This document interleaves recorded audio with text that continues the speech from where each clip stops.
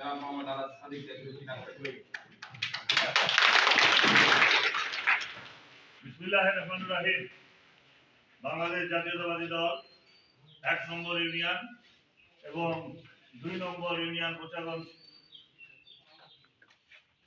আজকে ঈদ উপহার বিতরণ উপলক্ষে অনুষ্ঠানের সম্মানিত সভাপতি আমাদের ২ নম্বর ইউনিয়ন বিএনপির সম্মানিত সুযোগ্য সভাপতি জনাব হেমানুল ভাই উপস্থিত আছেন। বাংলাদেশ জাতীয়তাবাদী দল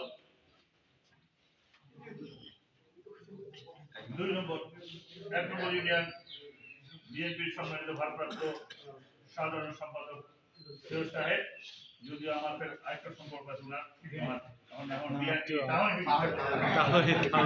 তো আর উপস্থিত আছেন আমাদের কিছুক্ষণ আগে যিনি খুব সুন্দর বক্তব্য রাখলেন, যিনি আমার অত্যন্ত পছন্দের মানুষ, অন্তরের মানুষ আমি মনে করি আর কি, সেই ২ নম্বর ইশারিয়া বিএনপির বিপ্লবী সাধারণ সম্পাদক জনাব আলমগীর ভাই উপস্থিত আছেন।